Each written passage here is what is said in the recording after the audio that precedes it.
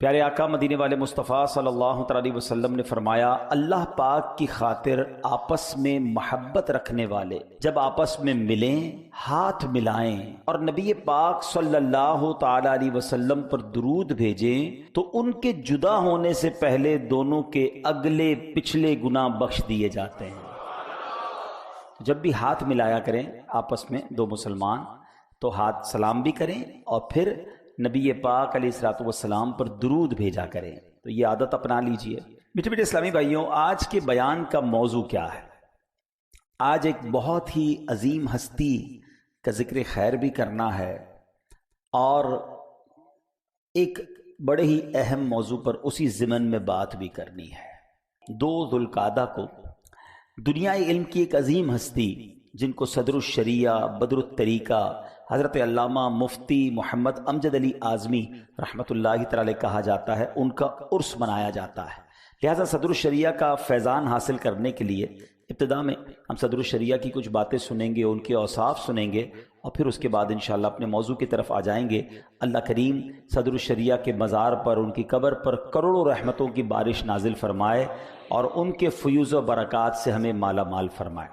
یہ کیسی عظیم ہستی ہیں جن سے انسپریشن کس نے حاصل کی؟ وہ کہتے ہیں نا، فیضان وہ جو نظر آتا ہو۔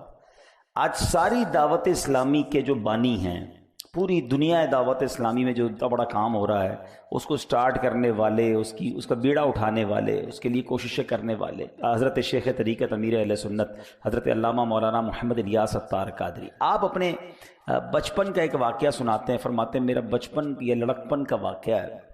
ایک دن میں اپنے بڑے بھائی جان جو ان کا انتقال ہو گیا، اللہ ان کی بھی مغفرت فرمائے، کہتے ہیں نماز ظہر غالباً میں ادا کر کے کراچی کے علاقے خارا در کے قریب میٹھا در میں بادامی مسجد، وہاں سے باہر نکلا۔ امام صاحب نماز سے فارغ ہو کر مسجد کے باہر آ چکے تھے۔ کسی نے مسئلہ پوچھا تو امام صاحب نے اپنے کسی شاگرد یا کسی نمازی کو کہا کہ ذرا جا کر بہر شریعت لے آؤ۔ اچھا، امیر اہل سنت فرماتے ہیں کہ میں نے تو کبھی اس کتاب کا نام نہیں سنا تھا، بہر شریعت بھی کوئی کتاب ہے؟ تھوڑی دیر ہوئی تو کتاب آئی، اس کے مین پیج پر بڑا بڑا بہر شریعت لکھا تھا، اور جب اس کو امام صاحب نے پیج کھولا، فرمایا مجھے میرا اتنا مطالعہ تو نہیں تھا مگر ہر پیج پر بڑے بڑے حروف سے مسئلہ مسئلہ مسئلہ لکھا ہوا تھا۔ امیر علیہ فرماتے بچپن ضرور تھا مگر مجھے اس وقت بھی شرعی مسئلوں کا بڑا شوق تھا، فقہی مسائل کا بڑا شوق تھا۔ میرے منہ میں پانی آیا کہ کاش یہ کتاب میرے پاس ہوتی، مگر ظاہر غربت کے دن تھے، بچپن تھا۔ تو معلوم کرنے پر پتہ چلا کہ یہ کتاب 28 روپے کی ملتی ہے۔ یہ بات ہو رہی ہے آج سے اپروکسیمیٹلی 60 سال پرانی۔ امیر اہل سنت کی ماشاءاللہ عمر 72 سال کی ہے، تو 60 سال پہلے، 55 سال پہلے جو بزرگ بیٹھے ان سے پوچھے 28 روپے ایک بڑی اماؤنٹ تھی۔ 32 روپے کی جلد والی تھی، 28 روپے کی بغیر جلد والی تھی۔ فرماتے تھوڑے تھوڑے پیسے جمع کیے، ایک وقت آیا کہ میرے پاس اتنے پیسے جمع ہو گئے کہ میں نے بہر شریعت خرید لی۔ بہر شریعت خریدی، گویا مجھے میرے پاس بہت بڑا خزانہ آ گیا۔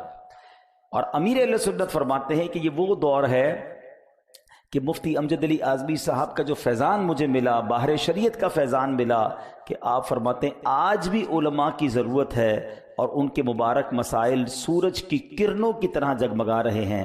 بہر شریعت کو فقہ حنفی کا انسائکلوپیڈیا کہا جائے تو بے جا نہیں ہوگا۔ جس نے آپ میں سے پڑھی ہے وہ جانتے وہ کیا کتاب ہے، یعنی یہ ون آف دا یونیک بک ہے فقہ حنفی کی، کہ اتنے مسائل اس میں آپ نے تحریر فرمایا اور اتنی باریک بینی سے آپ نے کام کیا۔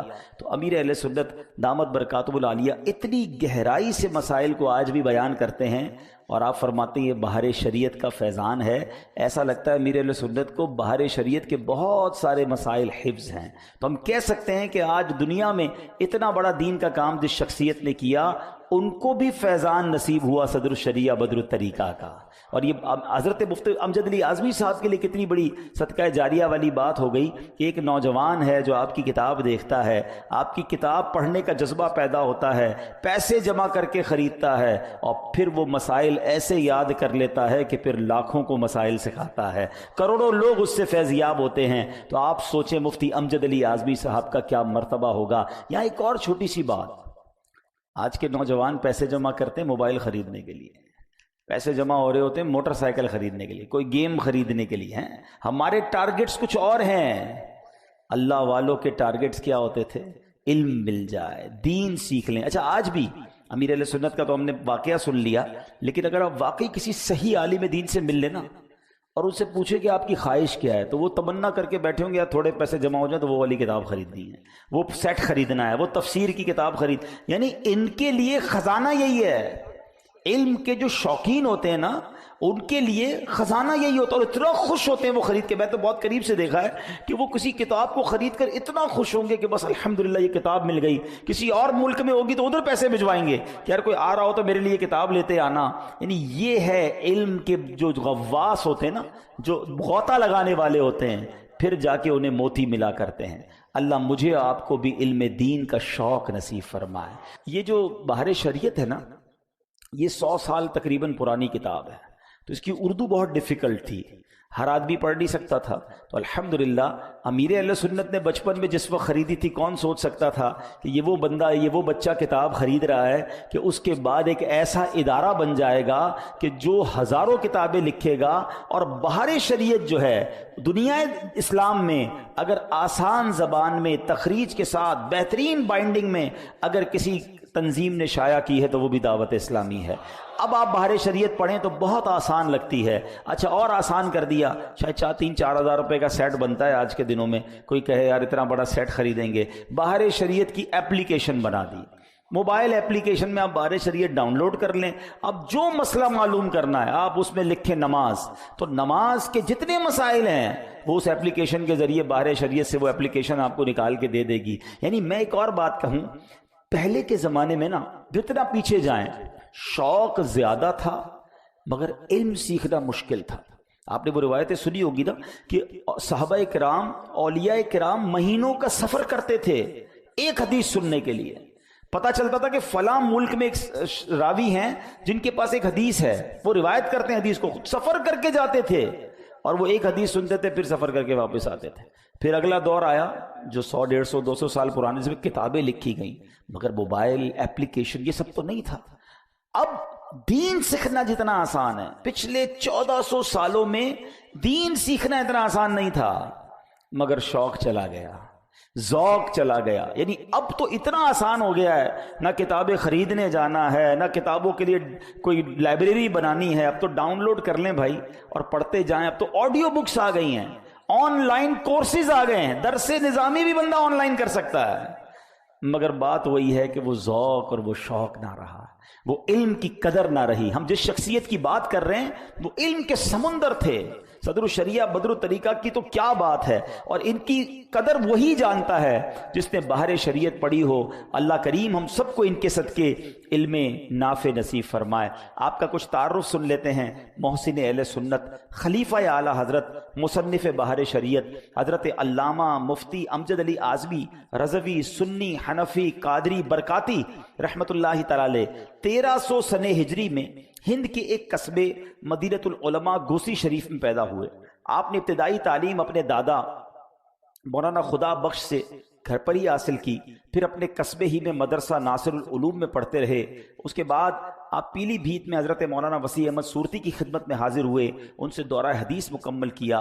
درس نظامی یعنی عالم کورس مکمل ہونے کے بعد صدر الشریعہ صوبہ بہار ہند میں مدرسہ اہل سنت میں آپ نے پڑھانا شروع کیا۔ اسی دوران بریلی کے تاجدار امام عشق و محبت اعلیٰ حضرت کی زیارت نصیب ہوئی، اعلیٰ حضرت سے بیعت کا شرف حاصل کیا۔ صدر الشریعہ کو یہ بھی شرف حاصل ہوا کہ 18 سال سیدی اعلیٰ حضرت امام اہل سنت کی صحبت اور خدمت میں حاضر رہے۔ مرشد کامل کا منظور نظر امجد علی، مرشد کامل کا منظور نظر امجد علی، اس پہ دائم لطف فرما چشم حق بین رضا۔ اے میرے میٹھے اسلامی بھائیوں، صدر الشریعہ نے ساری زندگی دین متین کی خدمت میں گزار دی۔ اچھا یہاں ایک اور بات بھی بتا دوں، یہ جو کنز الایمان شریف ہے نا، ترجمہ قرآن کنز الایمان جو اعلیٰ حضرت نے لکھا، یہ بھی مفتی امجد علی اعظمی رحمۃ اللہ تعالی نے ضد کی تھی۔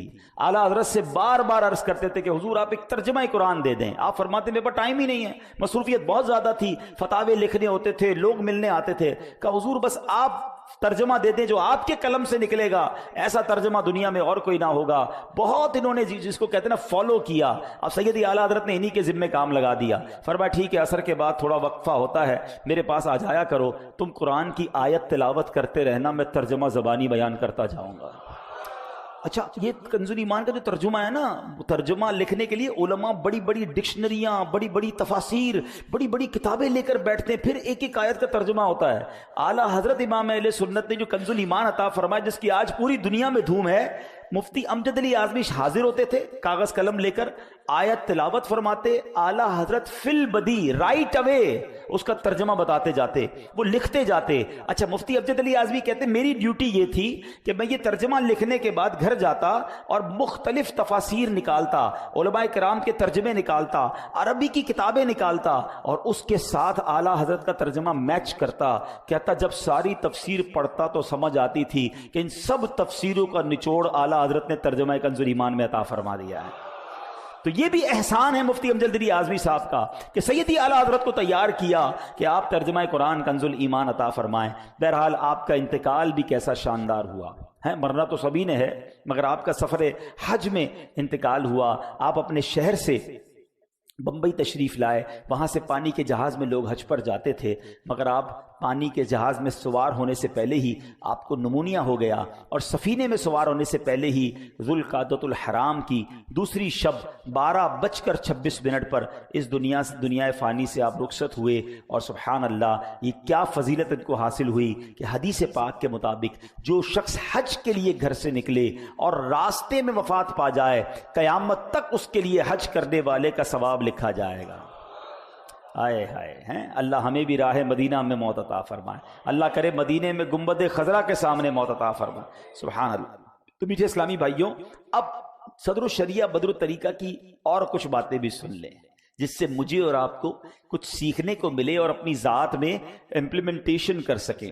صدر الشریعہ کا بہت سارا عبادت کا شوق تھا، مگر نماز کا یہ عالم تھا، اللہ اکبر، نماز کی پابندی کا عالم یہ تھا، کبھی آپ کی نماز قضا نہیں ہوتی تھی، شدید سے شدید بیماری میں بھی آپ نماز ادا فرماتے۔ ایک بار آپ اجمیر شریف میں تھے، آپ کو شدید بخار ہوا، بے ہوشی طاری ہو گئی، ظہر کے وقت شروع ہونے سے پہلے آپ بے ہوش ہو گئے اور عصر تک اسی حالت میں رہے۔ جیسے ہی بیدار ہوئے نا تو آپ نے اپنے شاگرد سے کہا یہ بتاؤ ظہر کا وقت باقی ہے کہ نہیں؟ کہ حضور ظہر کا وقت تو چلا گیا۔ اللہ، اب یہ سننا تھا کہ آپ کے چہرے کی کیفیت ایسی ہو گئی کہ بہت تکلیف ہوئی ہو، آنسو نکلنا شروع ہو گئے۔ کہا حضور خیر تو ہے؟ کہاں تکلیف ہو رہی ہے؟ کہا تکلیف نہیں ہو رہی، بس تکلیف یہ ہو رہی ہے کہ ظہر قضا ہو گئی۔ کہا حضور آپ تو بے ہوش تھے، جب بندہ بے ہوش ہوتا ہے تو وہ مکلف نہیں ہوتا، اس کو گناہ نہیں ہوگا۔ تو آپ فرماتے ہیں کہ ٹھیک ہے گناہ تو نہیں ہوگا، مگر میں مقررہ وقت پر دربار الہی میں حاضری سے محروم ہو گیا۔ وہ ٹائم تھا اللہ کی بارگاہ میں حاضر ہونے کا، وہ ٹائم مجھ سے چلا گیا۔ اے میرے میٹھے اسلامی بھائی، بے ہوش ہیں، بستر پر ہیں، مگر تکلیف یہ ہے کہ نماز چلی گئی۔ ایک بار زندگی میں کبھی ایک بار ایسا ہوا ہمارے ساتھ، جو موبائل گرنے سے، جیب کٹنے سے، پیر پہ ٹھوکر لگنے سے تمہیں تکلیف ہوئی، اتنی بھی تکلیف کبھی نماز قضا ہونے پر ہوئی؟ بلکہ نماز قضا کرنے کے تو کچھ لوگ بہانے ڈھونڈتے ہیں، ہاں معذرت کے ساتھ، بس یار آج سر میں بہت درد ہے، کل سے پڑھ لوں گا، آج طبیعت ٹھیک نہیں ہے، بس آج رہ جا، آج اگلے جمعے سے پڑھ لوں گا۔ یہ نہ کرو۔ اچھا ایک اور بڑا پرابلم ہے، جو پکا نمازی بھی ہو نا، ٹرین میں تو گئی نماز اس کی، ابھی ٹرین میں کہاں وضو کریں گے، کہاں نماز پڑھیں گے، ٹرین میں کھانا پھر کیسے کھاتے ہو بھائی؟ نہیں وہ تو اسٹیشن سے کھا لیتے ہیں، نہیں وہ تو گھر سے لے کے جاتے ہیں۔ بس میں نماز گئی، یار بس میں کہاں اتریں گے، جہاز میں۔ اچھے خاصے نمازی کی نماز بھی سفر میں چلی جاتی ہے۔ کیوں چلی جاتی ہے بھائی؟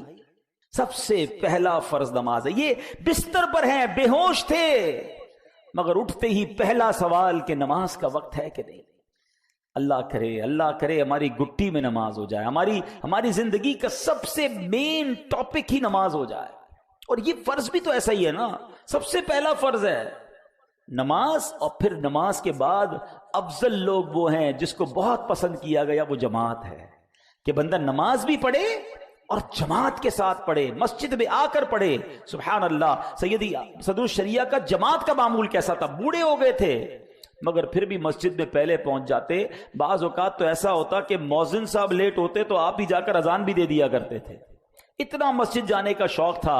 ایک بار آخری جب وقت تھا، بڑھاپا بڑھ گیا، تو آپ کی بینائی کمزور ہو گئی، فجر کے لیے گھر سے نکلے جماعت کے لیے، تو آپ کے گھر اور مسجد کے درمیان ایک کنواں بھی تھا، اور کنواں کھلا ہوا تھا. کنویں کے اوپر منڈیر ہوتی ہے نا، دیکھا نا آپ نے، ایک وہ چھوٹی سی جس کو ہماری بھیمنی میں پاڑی کہتے ہیں، تو ایک منڈیر سی بنی ہوئی تھی.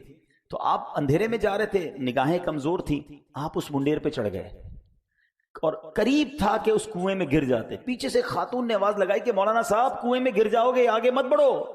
پھر اس آواز سے سمجھ آئی کہ میں کہیں اور نکل گیا ہوں. واپس آئے اور مسجد پہنچے اور آپ نے نماز فجر با جماعت ادا کی. اس کیفیت میں بھی ان کی جماعت نہیں جاتی تھی. اور آج ہم ہیں، یار گرمی بہت ہے، سردی بہت ہے، تھک گیا ہوں، لیٹ سویا ہوں. نہیں میرے بیٹھے اسلامی بھائی، جماعت یہ بہت بڑی نعمت ہے، اور جماعت کو جو تھام لیتا ہے نا، اس کی نماز اور پکی ہو جاتی ہے. اور جماعت کے بارے میں تو کیسی کیسی سبحان اللہ ہم نے فضیلتیں سنی. قرآن مجید فرقان حمید میں اللہ تبارک و تعالی ہمیں جماعت کے بارے میں گویا کس طرح میں ارشاد باری مل رہا ہے. اللہ فرماتا ہے وَارْكَعُوا مَعَ الرَّاكِعِينَ، اور رکوع کرنے والوں کے ساتھ رکوع کرو. اس آیت کی تفسیر میں کیا ہمیں سننے کو ملتا ہے؟ آپ سنیں اور ایمان تازہ کریں کہ مفسر قرآن حضرت مفتی احمد یار خان نعیمی فرماتے ہیں اس آیت کا مطلب یہ ہے کہ جماعت سے نماز پڑھا کرو، کیونکہ جماعت کی نماز تنہا نماز پڑھنے سے 27 درجے افضل ہے. ہر مسلمان مرد جو عقل مند ہے، پاگل نہیں ہے، بالغ ہے، نابالغ نہیں ہے، آزاد ہے، غلام نہیں ہے جیسے پہلے کے دور میں غلام ہوتے تھے، اور مسجد تک پہنچنے کی طاقت رکھتا ہے، اس پر 5 نمازیں مسجد میں آ کر با جماعت ادا کرنا واجب ہے. اگر بغیر کسی شرعی مجبوری کے ایک بار بھی جماعت چھوڑے گا تو گناہگار ہوگا، اور کئی بار جماعت ترک کرے گا تو ایسا شخص فاسق ہے. اور جو شخص مسجد میں پہنچنے کی طاقت نہیں رکھتا، مثلا نابینا ہے یا اس کی ٹانگیں سلامت نہیں ہیں، شدید بیمار ہے، چل پھر نہیں سکتا، ایسے شخص پر اگرچہ جماعت واجب نہیں ہے، البتہ افضل اس کے لیے بھی ہے کہ یہ بھی مسجد میں آ کر با جماعت نماز ادا کرے. الحمدللہ نبی پاک علیہ الصلوۃ والسلام کا عمومی عمل یہی تھا کہ آپ فرض نمازیں با جماعت ادا فرماتے. سبحان اللہ، پیارے آقا علیہ الصلوۃ والسلام کی بارگاہ میں بیماری کی حاضری تھی، یعنی سخت بیماری کا وقت تھا. بی بی عائشہ صدیقہ رضی اللہ تعالیٰ فرماتی ہیں حضرت بلال نبی پاک علیہ الصلوۃ والسلام کو نماز کی اطلاع دینے آئے کہ حضور نماز کا وقت ہو گیا ہے. پیارے آقا علیہ الصلوۃ والسلام علالت میں تھے، فرمایا ابو بکر سے کہو نماز پڑھائے. سیدنا صدیق اکبر رضی اللہ عنہ نماز پڑھانے میں مشغول تھے، امامت فرما رہے ہیں، صحابہ پیچھے صفے بنائے کھڑے ہیں. اس دوران نبی پاک علیہ الصلوۃ والسلام کو اپنی طبیعت میں کچھ بہتری محسوس ہوئی تو 2 شخصوں کو سہارا دینے کی سعادت عطا فرمائی، اور میرے آقا ان سہارا عطا فرماتے ہوئے مسجد میں تشریف لے آئے. ابھی جماعت جاری ہے. صدیق اکبر رضی اللہ تعالیٰ عنہ نے جب پیارے آقا کے قدموں کی آہٹ سنی نا، کیسا عشق تھا، قدموں کی چال سے پہچان گئے آقا آ رہے ہیں. تو آپ جو ہے اپنی لیفٹ سائڈ تھوڑا سا پیچھے ہٹنے لگے، تو نبی پاک نے انہیں اشارہ فرمایا کہ پیچھے نہ ہٹو. پھر آپ علیہ الصلوۃ والسلام صدیق اکبر رضی اللہ عنہ کی جو بائیں طرف بیٹھ گئے. صدیق اکبر نے کھڑے ہو کر اور آپ نے بیٹھ کر نماز ادا فرمائی. صدیق اکبر رضی اللہ تعالیٰ عنہ کی اقتداء میں نبی پاک علیہ الصلوۃ والسلام نے یہ نماز ادا فرمائی. اس سے پتہ چلتا ہے کہ پیارے آقا علیہ الصلوۃ والسلام کو جماعت سے کتنی محبت تھی. نبی پاک اس کیفیت میں بھی مسجد میں تشریف لائے، سہارا لے کر بھی آنا پڑا تو میرے آقا تشریف لائے. تو اے میرے میٹھے اسلامی بھائیوں، اس سے ہمیں پتہ چلتا ہے کہ جماعت کی کیا اہمیت ہے. سیدی اعلیٰ حضرت امام اہل سنت کے بارے میں آتا ہے، ایک بار ربیع الاول شریف میں 12ویں شریف کی محفل پاک میں شرکت کرنے اور بیان فرمانے کے بعد شام کو سیدی اعلیٰ حضرت شدید بیمار ہو گئے. اس مرض کی شدت بیان کرتے ہوئے خود اعلیٰ حضرت فرماتے ہیں اس بار ایسا بیمار ہوا کبھی نہ ہوا تھا، اپنا وصیت نامہ بھی لکھوا لیا. اس مرض کی حاضری کے دوران ایسی نازک حالت تھی کہ مسجد آپ کے گھر کے بالکل قریب تھی، اس کے باوجود خود چل کر مسجد میں حاضر نہیں ہو پاتے تھے. لیکن قربان جائیے ان کی جماعت سے محبت پر کہ آپ نے 5 نمازیں مسجد ہی میں با جماعت ادا کی. طریقہ یہ ہوتا 4 بندے آتے، کرسی سمیت آپ کو اٹھاتے اور مسجد تک لے جاتے تھے، مگر آپ 5 نمازیں با جماعت ادا کرتے. اے وہ لوگوں جن کے پیر سلامت ہیں، جن کی آنکھیں سلامت ہیں. ہم واقعات ان کے سن رہے ہیں جو چر نہیں پا رہے تھے، ان کے واقعات سن رہے ہیں جو دیکھ نہیں پاتے تھے پھر بھی مسجد میں آتے، اور ہم ہیں کہ صحت کی عالم میں مسجد میں آنے میں سستی کرتے ہیں. اچھا، ایک عجب بات یہ ہے، رمضان میں مسجدیں بھری ہوئی تھیں. ایسا کیا ہوا کہ رمضان کے بعد نہیں آ سکتے؟ سوچو. اور جو لوگ یہ کہتے ہیں نا میں مسجد میں نہیں جا سکتا یا نہیں جا پاتا، سچی بات یہ میری اور آپ کی اوقات ہی نہیں ہے مسجد میں نہ آ سکیں. ارے تمہیں بلایا نہیں جا رہا ہے. افسوس کرو کہ تمہیں یہ حکم نہیں مل رہا, تمہیں اجازت نہیں مل رہی. مسجد کس کا گھر ہے بتاؤ نا. آپ کے گھر میں آپ کی اجازت کے بغیر کوئی آ سکتا ہے؟ بیل بجائے حضرت آپ کے گھر میں آنا, آپ کہیں کون ہے بھائی میں تو نہیں جانتا. جب میری اور آپ کے گھر میں کوئی بغیر اجازت نہیں آ سکتا, اللہ کے گھر میں کیسے آئے گا؟ خوش نصیب وہ ہیں جنہیں پانچوں وقت بلایا جا رہا ہے. وہ اللہ کے پسندیدہ بندے ہیں نا, انہیں بار بار وہ اپنے گھر میں بلا رہا ہے, تمہیں نہیں بلا رہا. اے جمعے کی نماز میں مسجد میں آنے والوں, ہمیں تو رونا چاہیے کہ اللہ ایسی کون سی غلطی ہو گئی کہ میں روز تیرے گھر نہیں آ پا رہا. آیا کرو مسجد میں, ادب کے ساتھ آیا کرو, شوق کے ساتھ آیا کرو, خوش ہو کر آیا کرو. کہ میں اچھا مثال کے طور پہ آپ کو کوئی علاقے کا بہت بڑا آدمی, کونسلر نہیں, چلو منسٹر, تو صدر, وزیر اعظم بلا لے, پتہ نہیں کتنے دوستوں کو بتائیں گے پتہ ہے مجھے اس نے بلایا ہے, ہاں میں اس کے گھر جا رہا ہوں. تیاری کر کے, کپڑے بھی اچھے پہن کے, پرفیوم عطر لگا کے. مسجد میں کیسے آتے ہیں؟ جیسے ہی کپڑے گندے میلے ویسے ہی آ گئے. دکان سے اٹھے ویسے ہی منہ بھی میلا, دانت سے بھی بدبو آ رہی, کپڑوں سے بھی پسینہ آ رہا. ارے کسی بڑے آدمی کے گھر پہ ایسے جاتے ہو؟ اللہ کے گھر میں آئے ہو, ادب سے آؤ. جتنا ادب کرو گے اتنا اور نوازے گا, تمہاری جھولیاں بھر کے تمہیں بھیجے گا. ایک اور بات, لاجیکلی بات, آپ کے گھر پہ جب مہمان آتا ہے آپ کیا کرتے ہیں؟ تیاری کرتے ہیں. یار مہمان آ رہا ہے, ذرا اچھی اس کی خاطر تواضع کرنی ہے, خوش ہو کر جائے, میرا گھر دیکھ کر جائے گا تو ذرا اچھے انداز سے گھر کو, اور آنے والے کو آپ کوئی تحفہ بھی دیتے ہیں. ایسا ہی ہے, چاہتے ہو نا مہمان خوش ہو کے جائے. ارے جب اللہ کے مہمان بنو گے تمہیں وہ بھی خوش کر کے بھیجے گا, جھولیاں بھر کے. اچھے مہمان بننا. ہاں کچھ مہمان آپ کے گھر پہ بھی آتے ہیں جو شور مچاتے ہیں, گندگی کرتے ہیں, آپ کے گھر میں ہی آ کر آپ کو ہی تانے دے رہے ہوتے ہیں. بندہ بولتا ہے اس کو نہیں بلانا. یہ جن کا داخلہ بند ہو جاتا ہے نا مسجد میں, آنا جانا بند ہو جاتا ہے, وہ خود ہی سوچے غلطی کی ہے کوئی, لگتا ہے مسجد جا کر شور مچایا ہوگا, مسجد جا کر گندگی کی ہوگی, مسجد جا کر بھی موبائل میں لگے ہوئے ہوتے ہیں, مسجد جا کر بھی ہنسی مذاق چل رہی ہوتی ہے. آپ کو پتا یہ مسجد ہے, اللہ کا گھر ہے, اس کا ادب کتنا ہے. روایتوں میں آیا مسجد میں ہنسنا قبر میں اندھیرا لاتا ہے. ہم تو قبر روشن کرنے آتے ہیں مسجد میں, اور قبر بھی اندھیرا کر کے چلے گئے, کیونکہ مسجد کا ادب والا کانسیپٹ ہی نہیں ہے نا. دنیا والوں کے گھر جاؤ تو بچوں کو بھی سمجھا کے جاتے ہیں شور مت کرنا, بہت بڑے آدمی ہیں ناراض ہو جائیں گے بچے, وہاں بڑا ادب سے رہنا, اور یہاں بچوں کو لا کے پیچھے چھوڑ دیتے ہیں. ادھر تو چھوڑو کعبے میں چھوڑ دیتے ہیں, بچے گھوم رہے ہیں, کھیل رہے ہیں, کود رہے ہیں. یہی حال کسی بڑے آدمی کے گھر پہ کرتے ہو اپنے بچوں کے ساتھ. یاد رکھو یہ بے ادبیاں, یہ کہیں ایسا نہ ہو ہمارا داخلہ ہی مسجد میں بند ہو جائے. یہ ہم سے چھین لی جاتی ہے روحانیت, یہ برکت چھین لی جاتی ہے. روایتوں میں کچھ لوگوں کو مسجد کا کبوتر کہا گیا. کئی خوش نصیب ایسے ہیں, یہ بزرگوں میں ہوں گے ایسے ماشاءاللہ, جو پانچوں نمازیں مسجد میں روز نظر آئیں گے, مسجد کے ساتھ تعلق مضبوط ہو جاتا ہے ان کا. قیامت کے دن جن خوش نصیبوں کو اللہ کے عرش کا سایہ نصیب ہوگا, اس پوری لسٹ میں ایک وہ شخص بھی ہے کہ جب وہ مسجد سے باہر جائے اس کا دل مسجد میں لگا رہے, دوبارہ کب جاؤں گا. مسجد سے باہر جا کر بھی مسجد میں دل لگا رہے. ادھر تو معاملہ ہی الٹا ہے, مسجد میں آ کر بھی دل باہر لگا رہتا ہے, باہر کب جاؤں گا, ختم کب ہوگی نماز, دعا سے پہلے نکل جاتے ہیں. سوچیں تمہارا مسجد میں دل نہیں لگ رہا. جس کو ویسے میں ایک مشورہ بھی دیتا ہوں, جس کا دل مسجد میں نہ لگے نا, آنے کے بعد گڑبڑ شروع ہو جائے نا, بھاگم بھاگ, بے چینی, اس کو اپنے دل کا علاج کرنا چاہیے. یار میں اتنا برا ہوں, اللہ کے گھر میں بھی مجھے سکون نہیں مل رہا, تو پھر کدھر ملے گا. ہاں یہ میرے دل کا پرابلم ہے. اور علماء نے فرمایا بھی کہ مومن کی مثال ایسی ہے جیسے مچھلی پانی کے اندر ہوتی ہے, فش ان دا واٹر, وہ مسجد کے اندر ایسا ہی ہوتا ہے. مچھلی کیسے مزے میں ہوتی ہے پانی میں, باہر نکالو تو بے قرار اچھلتی کودتی, ایسا لگتا ہے پھر پانی میں ڈالو نہ مر جائے گی. فرمایا یہ مومن کی مثال ہے, مسجد میں آئے سکون جیسے ٹھکانے پر آ گیا ہے.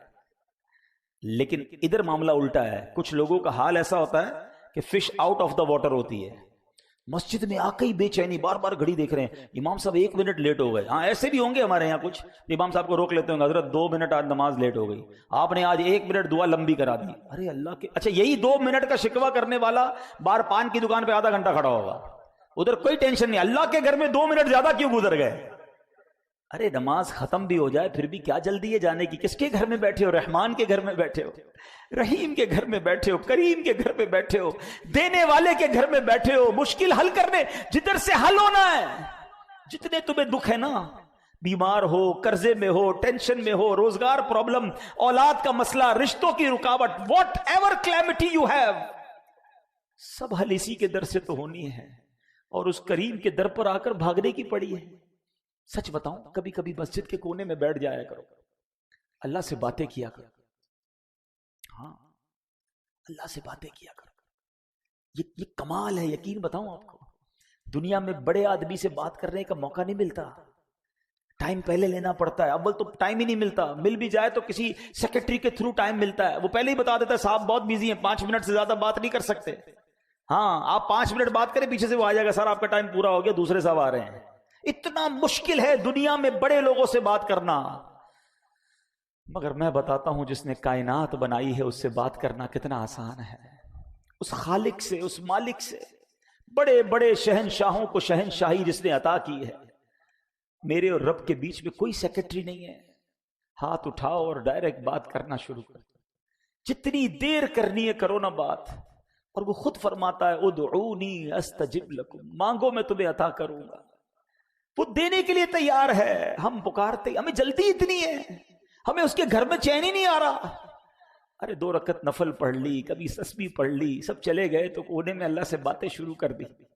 سوچو نا, اپنی ماں سے جب آپ تڑپ کر بات کرتے ہو تو ماں سینے لگا لیتی ہے. جب اللہ سے عرض کرو گے کہ مولا پریشان ہوں, اے میرے مولا پھنس گیا ہوں, اللہ بہت گناہ ہو گئے ہیں, نہیں چھٹ رہے گناہ, مالک کسی طریقے سے بچا لے, بندہ تیرا ہوں, برا ہو گیا ہوں, تو اچھا کر دے. وہ چاہے تو سب ٹھیک ہو جائے گا نا.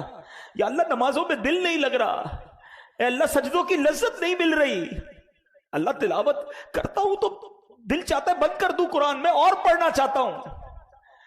اللہ آنکھیں حرام دیکھنے سے بچ نہیں پا رہی, کرم کر, میں کیسے جہنم کا عذاب سہ سکوں گا مولا.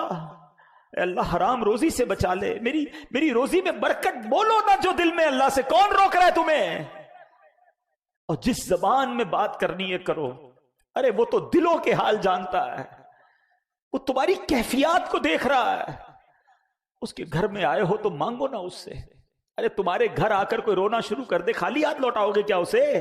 تمہارا مہمان تمہارے ڈرائنگ روم میں بیٹھ جائے اور رونا شروع کر دے کہ پریشان ہوں, تو کیا دھکے دے کے نکالو گے؟ تم بولو گے گھر کے اندر آ گیا ہے, مہمان ہے, کچھ تو کرنا پڑے گا. ارے قریب کے گھر میں آ گئے جب تم اور ادھر آنسو بہانا شروع کر دیے تو کیا خالی لوٹائے گا؟ تمہیں اندازہ ہی نہیں کہ اس کے گھر میں آ کر دل سے مانگنے پر وہ کیا کیا عطا فرمائے گا. آنا جانا رکھو, تھام لو مسجد کو.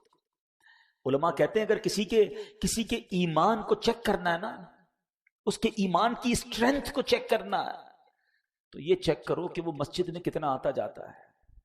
اب اپنے آپ سے سوال کر لو کہ ہمارا مسجد میں کتنا آنا جانا ہے.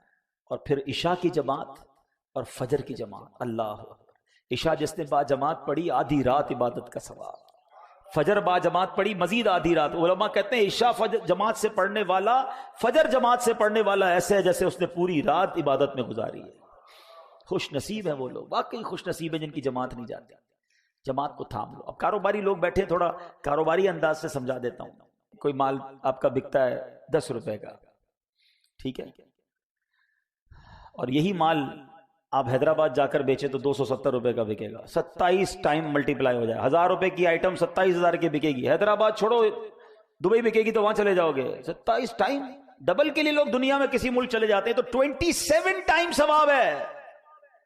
جماعت سے نماز پڑھنے کا ثواب میں گھر میں پڑھوں تو 1, اور مسجد میں آ کر جماعت سے پڑھوں تو 27 گنا ثواب.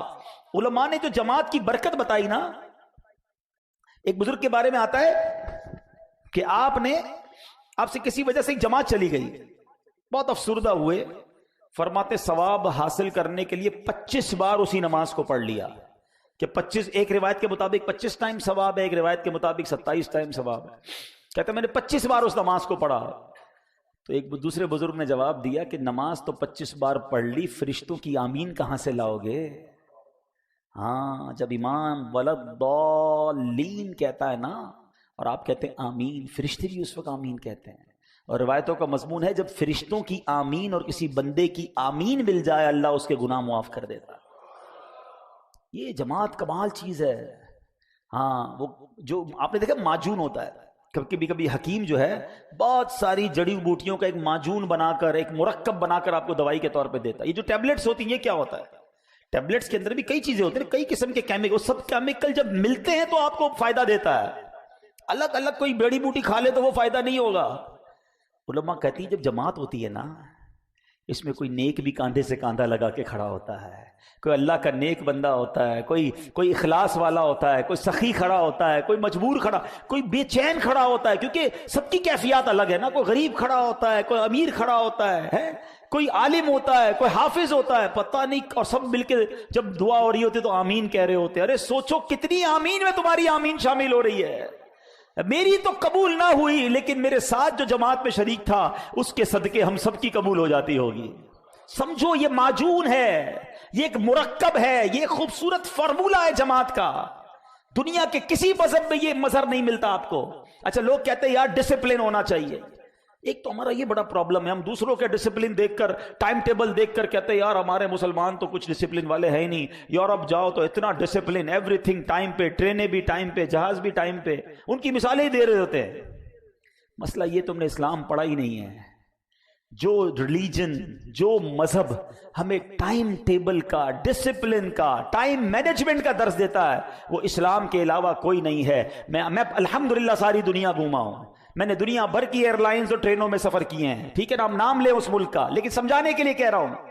آپ کو وہاں پھر بھی موسم کی خرابی کی وجہ سے فلائٹ ڈیلے بھی ملے گا، ٹرین ڈیلے بھی ملے گی. مجھے بتاؤ آندھی ہو، طوفان ہو، بارش ہو، مؤذن وقت پہ اذان دے دیتا ہے.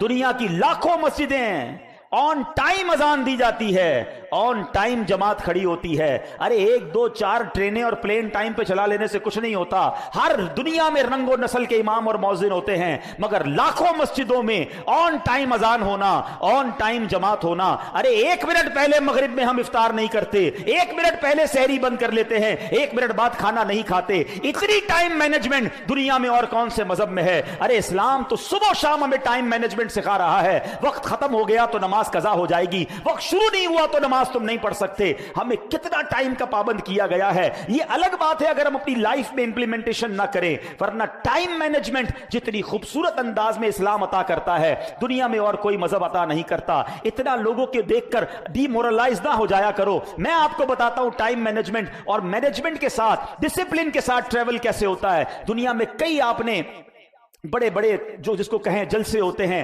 بڑے بڑے ایونٹ ہوتے ہیں. کتنے لوگ ہوتے ہیں؟ 25,000 50,000. بہت بڑا ایونٹ ہو گیا 1,00,000 2,00,000. حج میں کتنے لوگ ہوتے ہیں؟ اللہ پاک کووڈ کا خاتمہ فرمائے، پھر حج کے سفر شروع ہو. 35 لاکھ 35 لاکھ لوگ ٹائم کے ساتھ چل رہے ہوتے ہیں. آج رات مزدلفہ میں گزارنی ہے تو سب نے مزدلفہ میں گزارنی ہے. ہاں اب ٹائم کے ساتھ چلنا ہے. آج مینا میں رات گزارنی ہے تو مینا میں گزارنی ہے. عرفات میں ہونا ہے تو عرفات میں ہونا ہے. ایسی مینجمنٹ، اتنا ٹائم ٹیبل، اتنا ڈسپلن. سبحان اللہ. اتنے بجے سے اتنے بجے تک کنکری مارنی ہے تو اسی پہ کنکری مارنی ہے. لاکھوں لوگوں نے مارنی ہے. اسلام تو پریکٹیکلی ہماری ساری عبادتیں ہمیں ٹائم مینجمنٹ سکھا رہی ہیں کہ وقت کی اہمیت کیا ہے. اب بندہ نماز بھی پڑھے اور باقی کام سارے دیر سے کر رہا ہو تو قصور تو اس کا ہے. نماز تو روز ٹائم سکھا رہی ہے کہ جب نماز ٹائم پہ پڑھنی ہے تو باقی کام بھی ٹائم پہ کرنے ہیں. وعدہ کرنا ہے تو پورا کرنا ہے، کسی کو ٹائم دینا ہے تو ٹائم پہ پہنچنا ہے. ایک بات تو یہ کلیئر ہو گئی. اب دوسری بات، جو مساوات کا درس ہے نا جماعت میں، اللہ اکبر، یہ سیکھنے والی بات ہے.